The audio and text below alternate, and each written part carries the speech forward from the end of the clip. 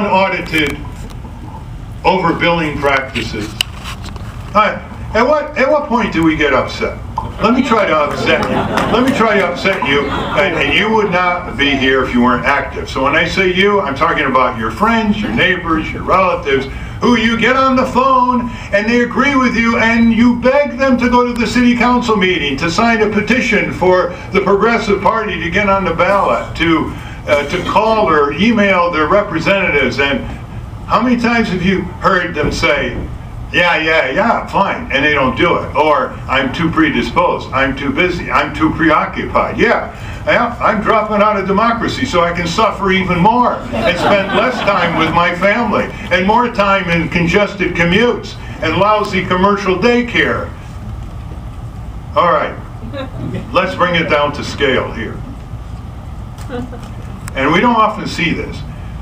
Never in the history of the country have there been more books and articles and testimony and documentaries exposing corporate abuse, denouncing corporate abuse, exposing politicians who sell out, diagnosing the problems of concentrated power, oligarchy, plutocracy, proposing brilliant reforms, and then they go and vote for the least worst of corrupt politicians who have sold our country to the highest corporate bidders when they're not bailing them out in Wall Street. Now, pardon me if I see a contradiction here. That's the liberal intelligentsia. Now, we have to get over this. And President Truman proposed universal health care in the 40s and early 50s, and the AMA, American Medical Association, beat him. It was the labor unions against the AMA. The AMA was more powerful. They actually got the personal physicians of the senators and representatives. I mean, can you imagine? Sure. You got these lawmakers on a slab, stethoscope. How are you going to vote? Some people thought that was a breach of medical ethics, but it worked. So since then, we've had Medicare and Medicaid in the 60s. And the corporations have been perforating those ever since, undermining them, making you pay a subsidy to get seniors out of Medicare into Medicare Advantage, which is another private health insurance scheme. And so a lot of people don't want to use the word Medicare. Full Medicare for all, because it's been ripped off, it's been defrauded. You've seen the programs on 60 Minutes or It's Your Money on ABC or in the papers. And so they use the phrase single payer, which is not my favorite phrase, because it always requires people who don't know about it to say, what is that? Whereas just about everybody knows about Medicare. So that's why we say full Medicare for all. And let's get our language straight. The drug companies and the insurance companies are not providers. Families provide.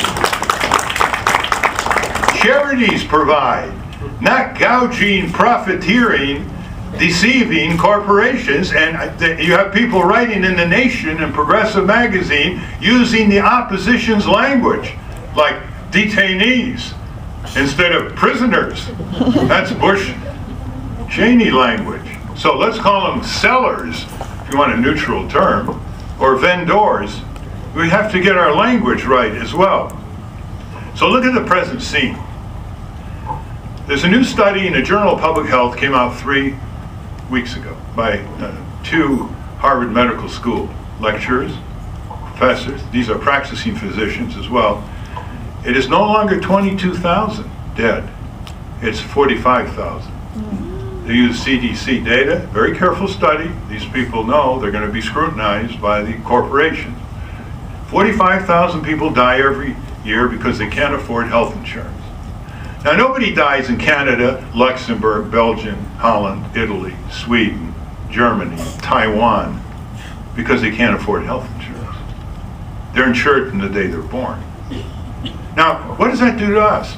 You know, you can say, what a rotten system. Well, what about us? What are we doing?